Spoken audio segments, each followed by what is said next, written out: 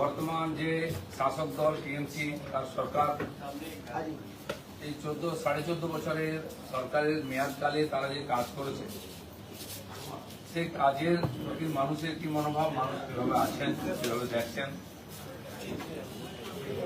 সেই নিয়ে মানুষের সমস্যা, মানুষের কষ্ট নিয়ে আমরা বিধানসভা অনুযায়ী সরকারের বিরুদ্ধে চার্জশিট করেছি। এর আগে বিভিন্ন বিধানসভায় আমরা চার্জশিট পেশ করেছি, পেশও হয়েছে। আজ আমাদের যে সাংগঠনিক জেলা এবং বিভাগ, সাংগঠনিক জেলা 5টা জেলা নিয়ে আমাদের বিভাগ, যে 5টা লোকসভা, হাওড়া সদর, গ্রামীণ, আর শ্রীরামপুর, হুগলি, আরামবাগ, আমাদের ডিস্ট্রিক্টের 5টা জেলা সাংগঠনিক জেলা, এটা নিয়ে আমাদের বিভাগ, সরকারি 2 জেলা। তো এই 5টি লোকসভা যে চার্জশিট বিধানসভা অনুযায়ী তৈরি হয়েছে, সাধারণ মানুষের সঙ্গে কথাবার্তা বলে, সেটা আজ আমরা আপনাদের সামনে পেশ করছি। পয়েন্টস আকারে আছে সমস্যাগুলো যেটা প্রতিশ্রুতি দেওয়ার পরেও টিএমসি করেনি, বা যেগুলো জীবন্ত সমস্যা, জ্বলন্ত সমস্যা মানুষের জীবনে, তার সমাধানের কোনো চেষ্টা করেনি, বরঞ্চ উল্টো তাদের সমস্যা বাড়িয়েছে দুর্নীতি, হিংসা, সাজান প্রশ্নের মাধ্যমে। সেই চার্জশিট পেশ করবো। তার আগে আমাদের শ্রীরামপুর জেলার মাননীয় সভাপতি চন্দন আপনাদের কাছে এটা পড়ে বিন্দুগুলো শুনিয়ে দিচ্ছি, আর তারপর আপনাদের যদি জিজ্ঞেস করা থাকলে বলবেন, আপনাদেরকে হার্ড কপি আমরা দিয়ে দেবো।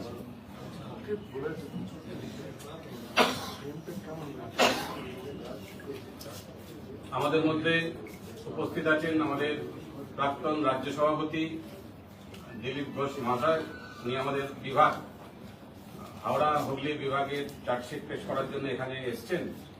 আমাদের হাওড়া হুগলি গ্রামের বিভাগের মধ্যে হাওড়া গ্রামীণ, হাওড়া সদর, শ্রীরামপুর, হুগলি এবং আরামবাগ, এই 5টি জেলা রয়েছে। এই 5টি জেলার চার্জশিটে আমরা যেগুলো উল্লেখ করেছি আপনাদেরকে আমি পড়ে শোনাচ্ছি, পরবর্তীকালে দিলীপদা আপনাদের প্রশ্নের উত্তর দেবেন। প্রথমত, পুরো রাজত্বে তৃণমূলের যে দুর্নীতি ও দুর্বল প্রশাসন, তার উপরে আমরা বিন্দুগুলোকে রেখেছি। এরপর আইন শৃঙ্খলা পরিস্থিতি, স্বজন পোষণ, অবহেলা, ভঙ্গ প্রতিশ্রুতি, যুব সমাজ, কর্মসংস্থান ও শিল্প, দুর্নীতি, দুর্বল শাসন, ডাস্টবিনের 45টি ভ্রূণ, অসাধু নার্সিংহোমের বিভৎস কারবার, প্রশাসনের নাকের তলায় অবাধে চলছে খুনের রাজত্ব, উলুবেড়িয়া পূর্বে আবাস যোজনা দাদাগিরি, যোগপুরা ব্রাত্য সরকারি প্রকল্পের টাকা নিয়ে তৃণমূলের ঘনিষ্ঠদের 9-6, ভৈরা গ্রাম পঞ্চায়েত চরম দুর্নীতির অভিযোগ, শুধুমাত্র তৃণমূলকে সমর্থন না করায় বঞ্চিত বহু গরিব পরিবার, অথচ নিয়ম ভেঙে তালিকায় নাম উঠেছে স্থানীয় তৃণমূল নেতাদের আত্মীয় স্বজনদের, তছরূপ আর দুর্নীতির অভিযোগ নির্মল মাঝির বিরুদ্ধে, রোগী কল্যাণ সমিতির চেয়ারম্যান পদ থেকে সরানো হল তৃণমূল বিধায়ককে। দলের এই পদক্ষেপে তৈরি হয়েছে অন্তঃকলহ। 2021 থেকে বুঝে বরগাছিয়া সরস্বতী খালের ওভারব্রিজ, বিধায়ক সীতানাথ ঘোষের চরম উদাসীনতায় দুর্ভোগে হাজার হাজার মানুষ, করোনা অভয়ে উলুবেড়িয়া সুপার স্পেশালিটি হাসপাতালে চরম গাফিলতি, অক্সিজেনের অভাবে প্রাণ হারালেন একাধিক রোগী, জরুরি স্বাস্থ্য পরিষেবা কঙ্কালসার চেহারা স্পষ্ট, অথচ প্রশাসন নির্বাক। অভিযোগ, কোভিডকালে টিএমসির প্রাক্তন মন্ত্রী ও বিধায়ক ডক্টর নির্মল মাঝি জীবন রক্ষাকারী ইঞ্জেকশন কালোবাজারে বিক্রি করা সাধারণ মানুষকে সরকারি ভর্তুকির ওষুধও বেশি দামে কিনতে বাধ্য হতে হয়েছে। মহামারীর দুর্দিনেও চলল লুটতরাজ। জল জীবন মিশন প্রকল্পে দুর্নীতির ধাবা, কাঠগড়ায় তৃণমূল বিধায়ক পুলক রায়। নিজের পছন্দের সংস্থাকে বারবার টেন্ডার পাইয়ে দেওয়ার অভিযুক্ত সরকারি প্রকল্পের টাকা ঘুরপথে যাচ্ছে শাসক ঘনিষ্ঠদের পকেটে। মাঝুতে ইন্দিরা আবাস যোজনার টাকা নিয়ে 9-6 গরিবের মাথার ছাদ কেড়ে নেওয়ার অভিযোগে পঞ্চায়েত প্রধান অমর ব্যানার্জির বিরুদ্ধে। অবৈধ বালিখাল থেকে কাটমানি রাজ, তৃণমূল নেতাদের সিন্ডিকেট রাজে উত্তাল এলাকা, কাঠগড়ায় বিধায়ক নবীন চন্দ্র বাগ, ব্লক সভাপতি অপরিবুল ইসলাম এবং প্রাক্তন ব্লক সভাপতি সাবিরউদ্দিন আহমেদ। কামালপুর গ্রাম পঞ্চায়েতে বাংলার আবাস যোজনার চরম বৈষম্য, তৃণমূল না করায় ঘর পেল না গরিব পরিবার। অথচ দোতলা তিনতলা বাড়ির মালিক শাসক দলের ঘনিষ্ঠদের নামেই উঠল উপভোক্তার তালিকা। তোলাবাজিতে বন্ধ করে কানোরিয়া দাবি কর্তৃপক্ষে। আইন শৃঙ্খলা পরিস্থিতি। শ্রীরামপুর পুরসভা 25 নম্বর ওয়ার্ডে নাবালিকা নির্গ্রহে চাঞ্চল্য। কাঠগড়ায় হাসপাতাল কর্মী রাজ মালিক তৃণমূলের councillor in council Santosh Kumar Singh ওরফে পাপ্পুর ঘনিষ্ঠ হওয়ার সুবাদে পুরো ঘটনাকে ধামাচাপা দেওয়ার চেষ্টা। প্রশ্নের মুখে চেয়ারম্যান গিরিধারী সাহেব ভূমিকা নিয়ে উঠেছে প্রশ্ন। উত্তরপাড়া কোতরাম পুরসভায় ফের নাবালিকা নিগ্রহ। কাঠগড়ায় প্রয়াত তৃণমূল কাউন্সিলর প্রফুল্ল ব্রহ্মর ছেলে দীপঙ্কর ব্রহ্ম উত্তাল এলাকা। উত্তরপাড়া কোতরাম পুরসভার পরিত্যক্ত হিমমটর কারখানায় 16 বছরের নাবালিকা নিগ্রহে শিউরে উঠেছে এলাকা। তৃণমূল চেয়ারম্যান দিলীপ যাদবের অতি ঘনিষ্ঠ দীপঙ্কর অধিকারী এই ঘটনায় অভিযুক্ত। তদন্তে আসা জাতীয় মহিলা কমিশনের প্রাক্তন সদস্যা ডক্টর অর্চনা মজুমদারকেও বাধা ও হেনস্থার অভিযোগ শাসক শিবিরের বিরুদ্ধে। জানাই 2.5 বছরের শিশুর উপর নারকীয় যৌন নিগ্রহ। অভিযুক্ত তৃণমূলের প্রাক্তন পঞ্চায়েত সমিতির সদস্যা স্মৃতি কণা মণ্ডলের ছেলে। প্রশাসন নির্বাক দর্শক। উত্তাল চণ্ডীতলা বিধানসভা এলাকা। শাসক দলের নেতার ছত্রছায়ায় রমরমা বোমার কারবার। ফতেপুরের ভয়াবহ বিস্ফোরক। ক্ষুদ্র দুর্নীতির নতুন পাঁচালী। কাঠগড়ায় দেবাশিস দীপঙ্কর জুটি প্রশাসনের নাকের ডগায় চলত এই বেআইনি মরণ খেলা। নবগ্রামে তলোয়ার নিয়ে বিজেপি কর্মীর ওপর প্রাণঘাতী হামলা প্রকাশ্যে।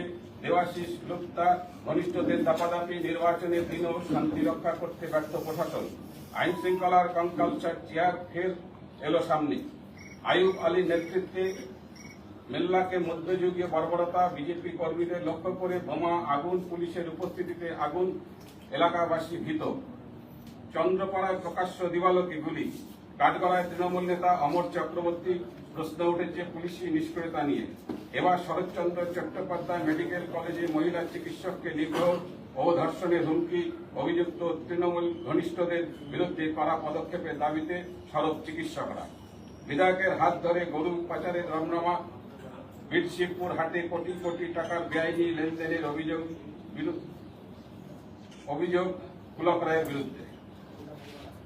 ভোটের দিন তলোয়ার নিয়ে বিজেপি কর্মীর উপর প্রাণঘাতী হামলা। অভিযোগের তীর স্থানীয় তৃণমূল নেতৃত্বের দিকে। দেবাশিস বন্দ্যোপাধ্যায় ও লুপ্তার রহমান খান নাম জড়িয়ে বাড়ল উত্তেজনা। সাকোগ্রামে বিজেপির কার্যালয়ে আগুন। অভিযোগের তীর তৃণমূল আশ্রিত দুষ্কৃতীদের দিকে। প্রশাসনের ভূমিকা নিয়ে প্রশ্ন তুলে সড়ক বিরোধীরা। তৃণমূল নেতা শেখ সাহাদ আলীর নেতৃত্বে বেরুগ্রামে মধ্যযুগীয় বর্বরতা। কাটমানি দাবিতে ব্যবসায়ীকে মারধর ও তার স্ত্রীকে লাঞ্ছনার অভিযোগ। শাসক দলের ছত্রছায়ায় থাকা লাকাই বাহিনীর দাপটে ত্রস্ত গ্রামবাসী। তৃণমূল নেতাদের ছত্রছায়ায় এবার একজন মুখ নারীর ওপর হামলা। বাগনানে বিজেপি কর্মীর স্ত্রীকে গণনিগ্রহের ঘটনায় তীব্র চাঞ্চল্য। 5 অভিযুক্তের রাজনৈতিক পরিচয় নিয়ে তোলপাড় এলাকা। স্বজন পোষণ মেধার কোনো দাম নেই এই বাংলায়। এবার নিজের পরিবারের সদস্যদের সরকারি চাকরি পাইয়ে দেওয়া। অভিযোগে কাঠগড়ায় মন্ত্রী নির্মল মাঝি। পদ্মের দাপটে স্বজন পোষণের নয়া নজির দেখালো বাংলা। বিধায়কের সুপারিশে কলেজের চাকরির মেলা। কাঞ্চন মল্লিকের কলমের খোঁচায় রাজা কালীমোহন কলেজেই ঠাঁই পেলেন 10 টিএমসি নেতা। সাধারণ ছাত্রছাত্রীদের ভবিষ্যৎ আজ রাজনৈতিক দাক্ষিণ্যের ওপর নির্ভরশীল। অবহেলা ও ভঙ্গ প্রতিশ্রুতি। 1 দশক পেরিয়ে মেলেনি সুরাহা। উলুবেড়িয়ার উত্তরে আজও বিষবাওয়া জলে মুখ্যমন্ত্রীর প্রতিশ্রুত ITI কলেজ 14 বছর ধরে থমকে কাজ। প্রতিশ্রুতি সার, বাস্তবে মরণ ফাঁদ। বাংলান লাইব্রেরির মোড়ে আন্ডারপাস না হওয়ার ঝরছে এলাকার পরপর তাজা প্রাণ। প্রশাসনের ফাইলবন্দি ঘোষণার খেসারত দিতে হচ্ছে সাধারণ মানুষকে। ক্ষোভে ফুসছে বাগনান। টাকা বরাদ্দ হলেও কাজ কোথায়? দাসপুর ও সিরাজবাটিতে আজও প্লাবনে হাহাকার। 3 জেলার বন্যা রুখতে 2700 কোটি টাকা খরচের দাবি স্রেফ খাতা কলমে সীমাবদ্ধ।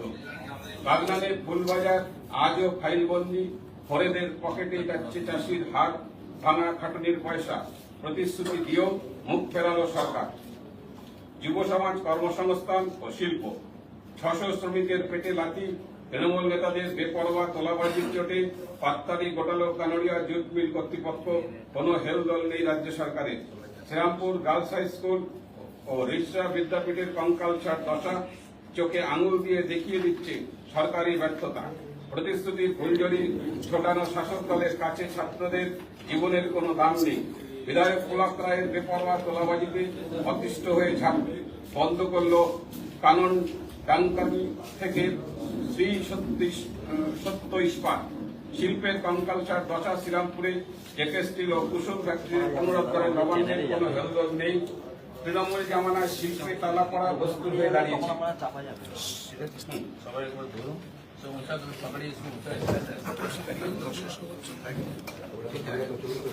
একবার এই প্রকাশিত হলো চার্জশিট, এটা আমাদের একটা ফটো নিয়ে নেই।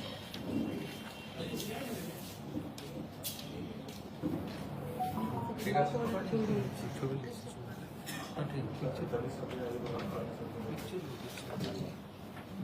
এছাড়াও হুগলিকে কেন্দ্র করে বহু সমস্যা এবং শাসক দলের অত্যাচারের নিদর্শন মাঝে মধ্যে ফুটে উঠেছে।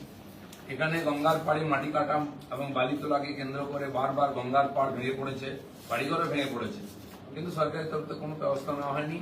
যারা এটা করে তারা পার্টির সঙ্গে যুক্ত। বিখ্যাত একজন হুগলিতে বিধায়ক আছেন, কথায় কথায় রাস্তায় নামেন, আমাদের কর্মীদের ধরে মারপিট করা, কেস দেওয়া, ধমকানো, মনমর্জি মতো গণতন্ত্রকে পদদলিত করে বারবার তারা এই ধরনের প্রকাশ করেন, মানুষকে ভয় দেখিয়ে রাখেন। এই ঘটনা সমস্ত কিছু চূড়ান্ত পর্যায়ে পৌঁছে গেছে। তাই সেগুলোকে আমরা কিছু মিডিয়ার সামনে তুলে ধরার চেষ্টা করলাম। সাধারণ লোকের সঙ্গে কথাবার্তা বলে যেসব পয়েন্টগুলো উঠে এসছে আমাদের মনে হয়েছে সবার সঙ্গে তুলে ধরা, সেটা তুলে ধরছি।